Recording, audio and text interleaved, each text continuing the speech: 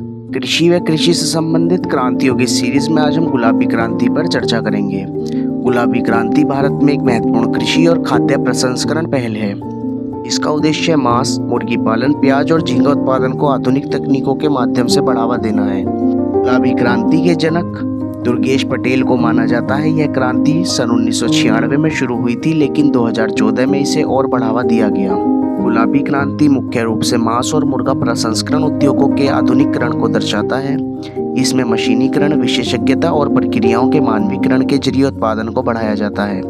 इस क्रांति का संबंध प्याज उत्पादन, झींगा पालन और फार्मास्यूटिकल से भी है। गुलाबी क्रांति के उद्देश्य मांस और मुर्गा पालन का आधुनिकीकरण, पारंपरिक तरीकों को छोड़कर प्रसंस्करण में मशीनीकरण और विशेषज्ञता को बढ़ावा देना, उत्पादन में वृद्धि, घरेलू और निर्यात मांगों को पूरा करने के लिए बड़े पैमाने का उत्पादन को बढ़ावा देना, गुणवत्ता में सुधार, सुरक्षित और स्वास्थ्यकर मांस उपलब्ध कराने के लिए प्रशिक्षण और कोल्ड स्टोरेज सुविधाओं में सुधार करना, पोषण और खाद्य सुरक्षा, बेहतर पोषण और प्रोटीन उपलब्धता के लिए मांस और मुर्गी उत्पादन में सुधार करना, निर्यात को बढ़ावा देना, वैश्विक मानकों को पूरा करने के लिए भारतीय कंपनियों को औद्योगिक प्रथाओं और आधुनिक तकनीकों को अपनाने के लिए प्रोत्साहित करना, रोजगार सृजन, मांस और मुर्गी पालन क्षेत्र में रोजगार के अवसर पैदा करना, किसानों की आय में वृद्धि, आयातित सूअरों का प्रजनन करके किसानों को आजीविका प्रदान करना और सस्ते मांस तक पहुंच से वंचित आबादी के लिए प्रोटीन की कमी को पूरा करना।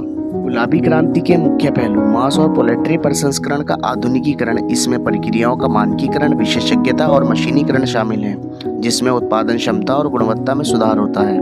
वैश्विक मानकों को पूरा करना, भारतीय संस्थाओं को वैश्विक मानकों के अनुरूप बनाने के लिए तकनीकी उन्नयन और औद्योगिकरण आवश्यक है।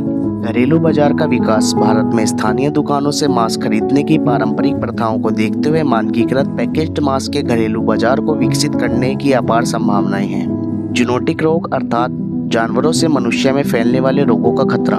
जूनोटिक रोगों के बढ़ते खतरे को देखते हुए भारत को उच्च गुणवत्ता वाली मांस उत्पादन सुविधाओं का निर्माण और रखरखाव करना होगा, ताकि निर्यात पर प्रतिबंध न लगे।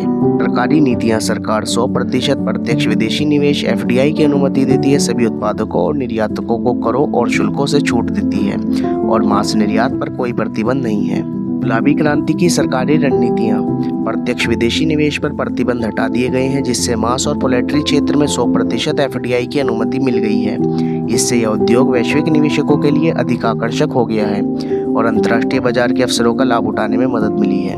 अब चर्चा करते हैं एक अभ्यास प्रश्न पर। निम्न कथनों पर विचार करें। A, भारत में गुलाबी क्रांति के जनक दुर्गेश पटेल को माना जाता है। B, सरकार द्वारा प्रत्यक्ष विदेशी निवेश पर प्रतिबंध हटा दिए गए हैं। C, यह क्रांति वर्ष 1996 में शुरू हुई थी। D, यह क्रांति मांस, पोल्ट्री, प्याज, झींगा, फार्मास्यूटिकल